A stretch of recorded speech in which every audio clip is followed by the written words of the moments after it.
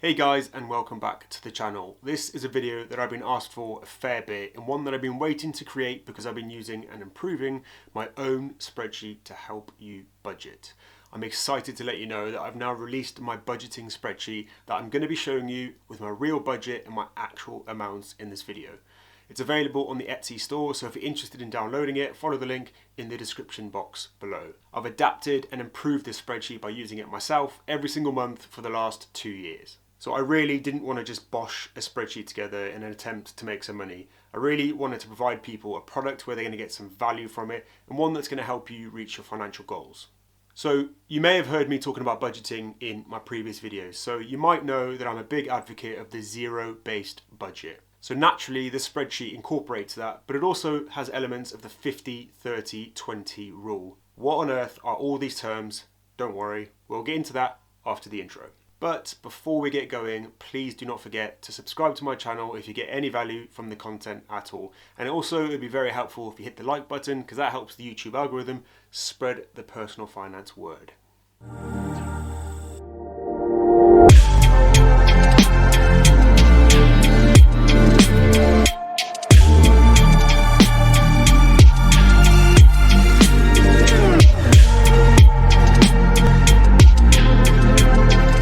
So, why budget? Now, you may think that budgeting is only for people that don't have much money, and as a result need a detailed plan to make sure they can get by and allocate their limited resources accordingly. And truthfully, that is how I used to think. A budget, to me, was something you needed to do when you're panicking about money and you really needed to find out where you were financially. Literally just the other day, I was talking to a friend of mine who said, "I am not worried about money. I'm not the sort of person that you need to be talking to about budgeting." I couldn't help but think that this just implies that they have so much money that they don't need a plan for where they're going to put it each month. Now, if this is how you think about budgeting, it's time for a mindset shift. The truth is that everybody needs a budget, whether you're Elon Musk or somebody who has to make the difficult decision this year of either paying for your heating bills or your food bill. Everybody needs to know where the resources are going to be allocated. The bare bones of a household budget should look similar regardless of your income. Sure, the amounts will differ, and the percentage of your income allocated to certain categories will also differ, but we all need to spend money on the same stuff before we move on to spending on things like saving and investing. A budget gives you a very clear picture of what's happening with your money next month. I can hear some of you saying now, "But Brian, I don't want to feel limited or restricted with a budget." And what I would say to you is the opposite. You should actually feel restricted when you're not doing a budget.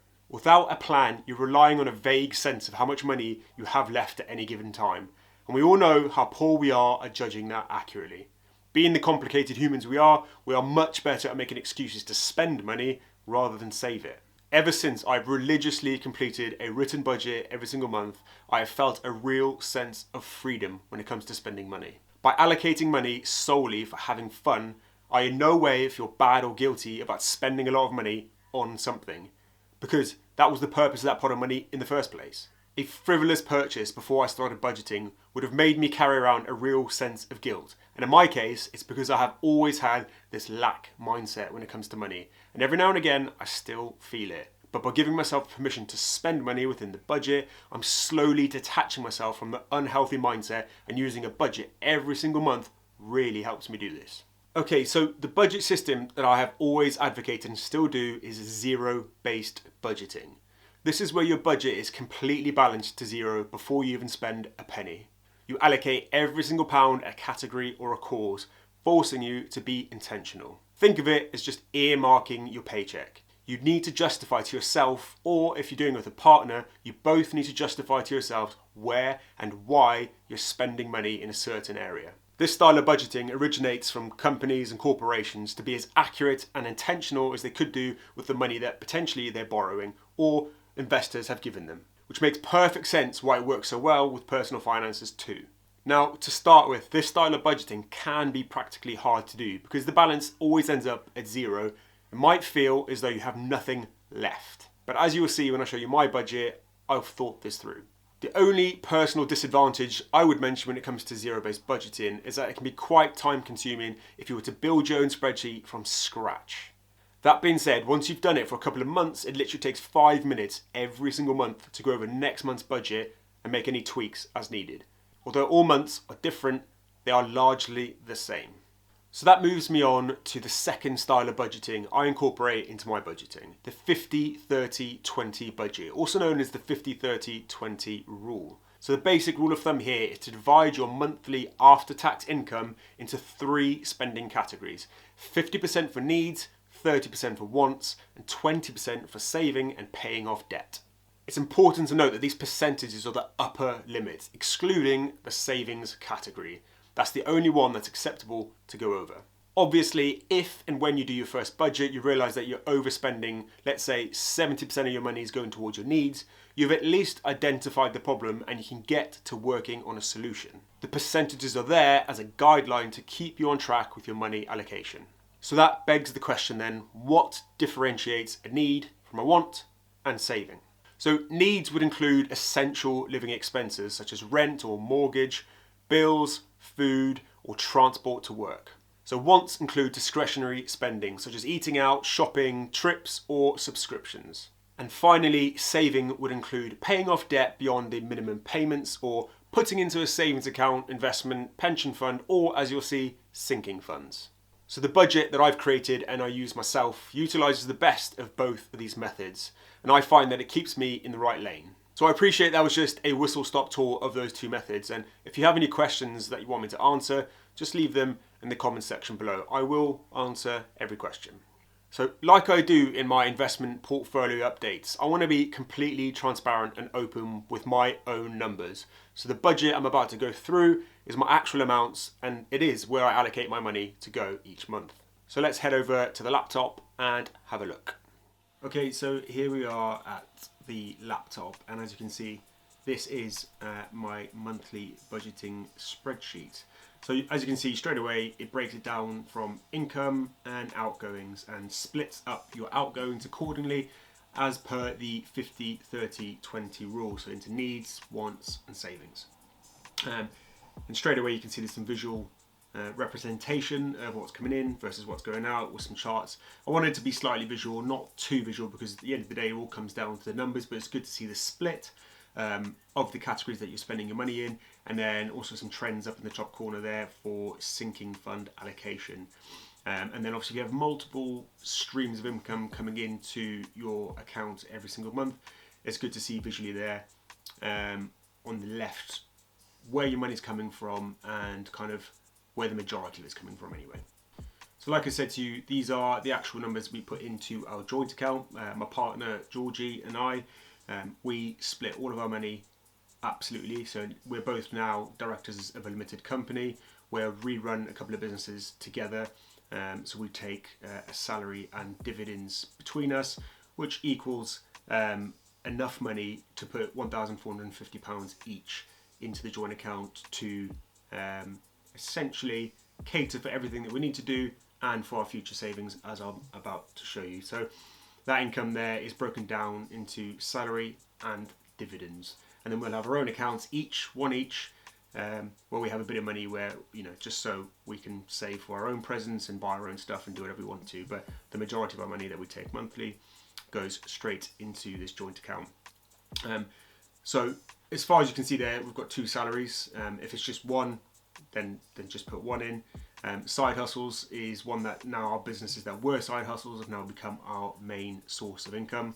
So I haven't got anything in there this month for side hustle, because any of the money that I make through Frugal Spender or any other business that I'm involved with, I put it all into the business account, which then comes down as a drawdown as a salary or dividends. So if you have side hustles, that's the place to put it.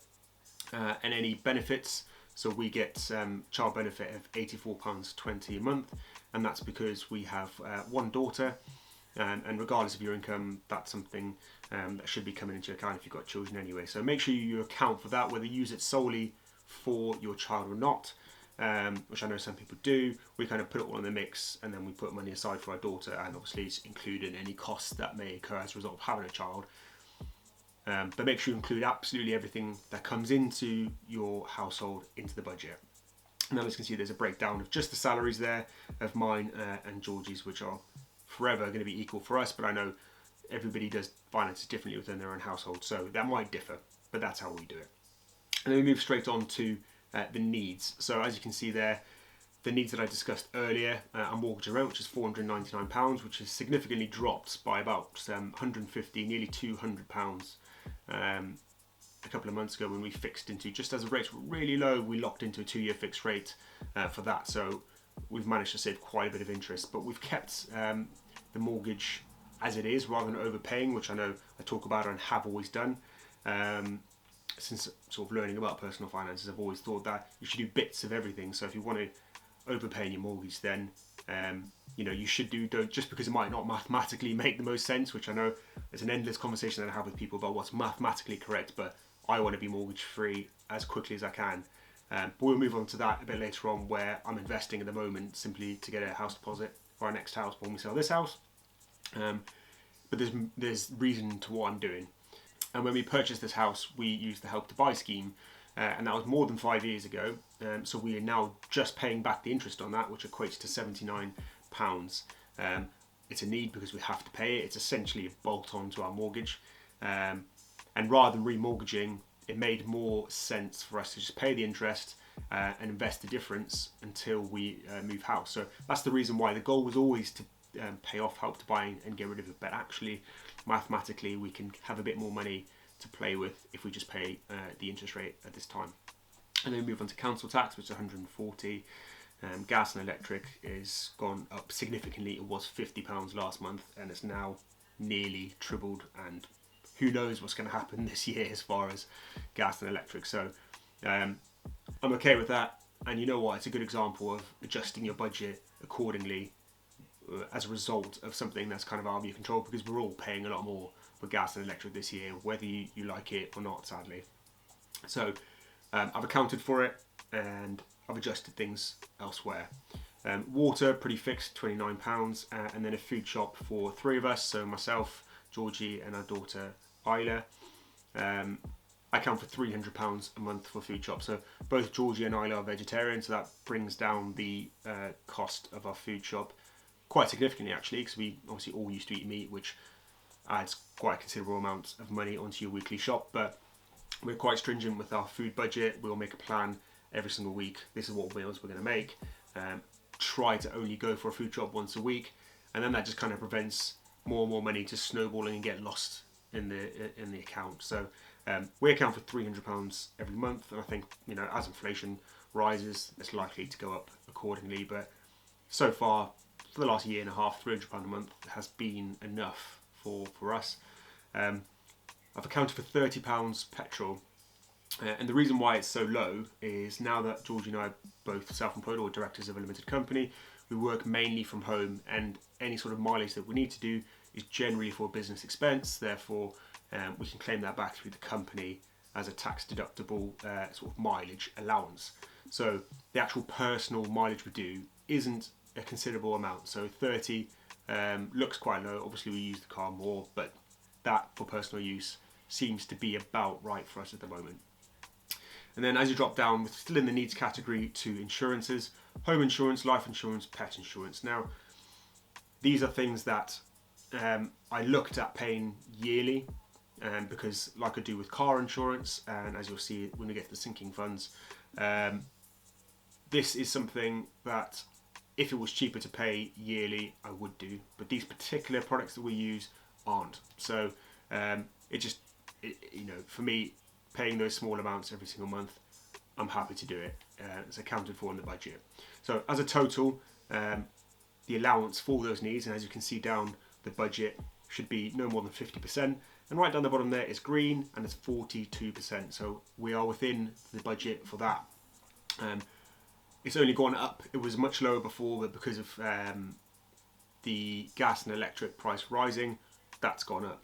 But I'm okay with that because I know I'm within that 50% limit. Now, the way I've done the spreadsheet, if it goes above 50%, that percentage down the bottom will change to red as opposed to green. So visually, you're over your budget. So the spreadsheet does talk back to you and let you know and make sure that you're within the 50-30-20 rule. And as well as you'll see the actual total gets to zero, but we'll get to there after we walk through the budget. So then we move on to wants, and I've kind of titled this section lifestyle because These are things that you don't need, and some people might argue, as you can see there, number 2, the internet is there under wants. Some would argue that the internet is an absolute need. However, we have internet on our phone, and as a result of that, we don't necessarily need to have internet in the house. So I would categorise as want. Some people might put it as a need. If it, you know what, if it's a need for you, you put it in the need. This is a dynamic working spreadsheet, and the budgeting style is exactly catered for the person, individual. This is personal finance at the end of the day. There's guidelines and rules that we should stick to, but everybody's different. So got a music subscription, which would normally be Spotify or Amazon Music, but I'm trying to make use of free trials. So I get a 3-month free trial with Spotify at the moment. So at the moment that's completely free. Internet at $23.50, and that's quite low. And the reason why that's low is I make a conscious effort every single year to haggle and call them up and just threaten to leave. If they're not gonna, if they're gonna increase my price, I'll just go elsewhere. I'm happy to spend that 20 minutes, half an hour, or an hour even, looking through, trawling, finding the best deal with the internet and move. But you'll find the majority of the time, internet providers would like to keep you. Delivery service, $7.99 in our case. Amazon, I think that pays for itself, as we all, I imagine, have that subscription. Definitely worth the money. And then we've got fun money. So this is fun money for the household. We now decide activities every single month between us and allocate £100 just for those activities. And this is where I was talking about earlier, where you don't feel restricted, because I would have felt really guilty spending 70, 80, 90 pounds on a trip out somewhere. And I know it's not a healthy thing to feel. But now that we have this money in a separate sinking fund within our accounts, and it's even called fund money, and we just draw from it, and it's completely guilt-free money, we know everything else is taken care of, investments and saving, so we use that money solely for having fun. And then we've got money in our own accounts if we want to have more fun or do other things or go and have dinner. We can do that using our own money, but as far as our shared household budget goes, that's allocated solely for fun. And then we've got money for gymnastics. So Isla, we like to make sure that she has some sort of activity, whether it's dancing or gymnastics. At the moment, she loves gymnastics, so we're happy to spend that £31 a month for her to do that every single week. And then we've got a streaming subscription there, which in our case is Netflix. And then dropping down, and this is where I want to make it very clear, even though we have a 30% limit to work within for wants, we're only spending 6% of our household budget on wants, which I know is very low. And in the future, we are upping that incrementally. We're going to increase our fund money, and we're going to spend more money on things like going out or going to see shows, that sort of thing. At the moment, because we're so, because we're young, we're really taking advantage of saving for a couple of things: a house, and also we're getting married at the end of this year. So a lot of our money is weighted towards savings at the moment. At the end of the year, once we're married, that wants category will increase dramatically, and we'll be able to do more things that we want to do. But we have to sacrifice, and you know what? The fact is, we're still sticking to these principles, these money principles, the 50, 30, 20 rule, and you can still do that whilst you're saving for, big ticket items like weddings or big holidays or whatever it is that you need to save for. But as you'll see, we'll move on to savings now. So this is a huge part and a massive game changer for me in my finances, was sinking funds. So a category that you know you're going to need to spend money on, and you put away money every single month for that known expense, whether it's, as you'll see here, a new car. So we sold our finance car a couple of years ago, bought a second-hand car, and which is running absolutely fine right now. So we have no real intention of getting a new one within the next year or so. Once the wedding's done and dusted, we will then be able to allocate more money for a new car. But we haven't got this outgoing expense for a leased car like we did do, which is nearly £300 a month. We're saving quite a bit there. But that's going to remain a category to keep it in the forefront of our mind, that we need to put money towards a new car when we need one. And then Christmas. So we're putting £50 a month away for Christmas. This was a huge game changer. Going from panicking September, October, November time, thinking where are we going to get this money from? And not that we've ever really dipped into debt to pay for Christmas, but I know it's a huge problem with so many families that the closer you get to December, the more you realise, oh, actually I want to spoil my son, my daughter, whatever, my loved one. So you're more inclined to go into debt by using a credit card because you go, oh, just that one more present, that one more present. But when you allocate £50 a month, let's say that's just what we do. But if it was more or less, once you have that chunk of money in October or November, whenever it is you buy your presents, you can see then how much money you have for Christmas. And this doesn't just include presents, this includes food, any mileage you're going to be doing in the car, any petrol, anything like that. So at least you have a total sum of money, and you know what, it takes the stress away from Christmas. And if there's one sinking fund you use, please make sure you use that one. Okay, and then we move down to emergency fund. I'm huge on money principles and making sure that you have a foundation for your money in place before you're a bit more adventurous and you start investing. And one of those things is having an emergency fund in place, 3 to 6 months worth of expenses. Now that would include, as you can see, the bare bones budget. Now this isn't a bare bones budget because I'm putting things away for holidays and stuff like that. So you would include your needs, which for us equates to £1,266. And you can times that by 3 or 6, and that should be the sum of money that you have in your account, give or take a bit depending on your personal circumstances. But realistically, when you're saving up for an emergency fund, you're pretty much just paying for the needs and potentially a little bit more so that you don't go crazy not doing anything fun whatsoever. But once that's all, once that's stocked up and you've got your emergency fund, you have that backstop should things go wrong. If the car breaks down or the boiler breaks, whatever. We last year fully funded that emergency fund, so we don't have to put anything more in there. The reason it remains in there is if I need to dip into it, if I do have to take money out to pay for an expense, an unexpected expense, then we'll just re-top it up. So we keep it in there so it's in the forefront of your mind.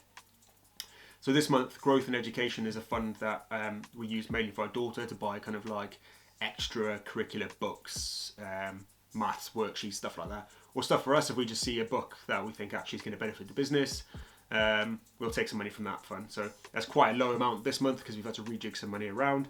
But usually that's around the £20 or £30 a month. And it allows you to buy things that are going to improve you and the family and your education. So it's a great sinking fund for me. Then we have holidays and trips, and that seems like a very specific amount there of £112.60. And the reason for that is because when I'm doing my zero-based budget, if there's anything left over, I'll pick a category and just put that little extra bit in there, which equated to £12.60. So that's why it's gone into holidays and trips. We've got a few holidays booked in this year. We're going to a wedding in Italy in May. So by adding a bit more into that, it's only going to help. And it's not going to harm anybody having a little bit more than you expected to have in the holiday fund. Once you're away in the sunshine, you will thank yourself. So moving on to insurances and maintenance. Now we put away £200 a month. Now this incorporates all of those yearly insurance costs like car insurance, MOTs, servicing, boiler service, anything that you think and know that you're going to be spending every single year that you hate doing. There's nothing for me. I hate paying for tyres for my car. I used to get this real sense of anxiety handing over my car to pay for a tyre because it's normally, run over a nail or screw and your tyre goes out.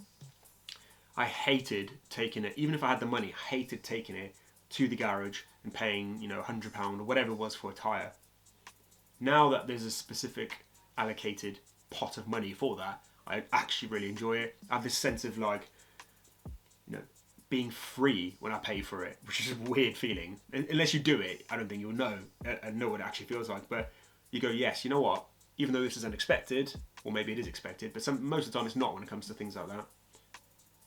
I was prepared for this, and it's a great feeling. Trust me, sinking funds will change your life. Then we have our wedding fund, which we're putting away £300 a month for. That's an expense. And then there's the wedding fund, which we're putting £300 a month allocated for. It might go up and it might go down depending on how we are with our budget as we get closer to our wedding day. But that is the majority of where we're putting our money at the moment, because the last thing we're going to be doing as a family is going into debt, credit card debt, loans to pay for a wedding. No way are we doing it. And then birthdays for friends and family, we put £40 a month away for that. And then we have giving. And giving is something that I'm consciously trying to work on because of my lack mindset that I've always had. I've always kind of held money with a closed fist and thought, oh, I'll give money away or do generous things with my money when I've got the money. And I'm slowly and surely loving giving money away, whether it's just buying someone a coffee or giving like just a one-off payment to a charity or something like that. I'm finding so much joy from, and I know it's not a lot of money. It's £25. It's not a lot, but that is progressively going to get higher as time goes on. But I'm flexing that muscle of giving, so we're all getting more and more used to it, and that's something I'm really trying to instill in my daughter as well. And then now that we're a limited company and we're taking dividends, we are going to have a dividend tax bill.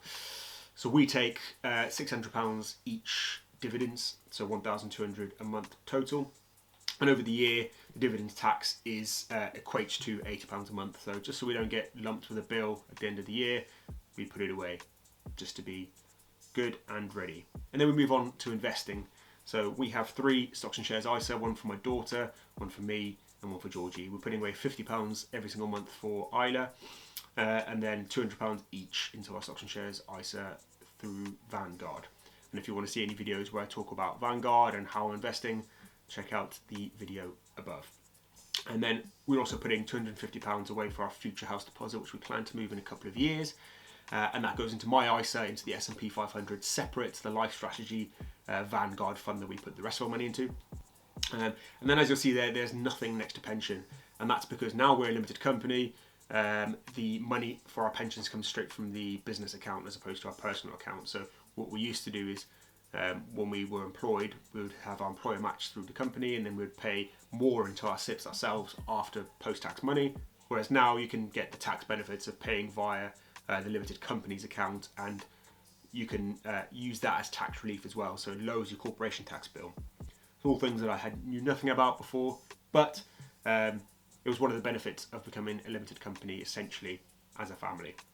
So as you can see there, the total is 52%, so 1,547, which is a lot more than what the budget says is 596, but like I explained, that includes quite heavily weighted investing, saving for a house deposit, investing for a house deposit, and the wedding fund. So once that all even out a bit more in the future, once those things, those big life events have happened. And then there's a pie chart there just to show you the split percentage of the outgoings, and then the total outgoings should always match the income.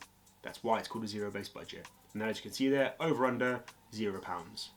And that goes red or green accordingly, depending on whether you're over or over. So this budget really guides you to hit that zero. Make sure that you're accounting for every single penny, but then also it puts you into the columns of needs, wants and savings. So I hope you enjoyed that. So there you have it, my actual tried and tested budgeting method using my new budgeting spreadsheet. And if you like the look of the budget and you think you'll get some value by using it, which I know you will, but if you want to buy it, head over to my Etsy store using the link in the description box below. I'd really appreciate it, and if you've got any feedback, please let me know. And as always, I hope you got something useful out of this video, and if you did, remember to hit the like and subscribe button so that this video reaches more people and my face will pop up on your feed next Friday when I release the next video. Thanks again for watching, and take care.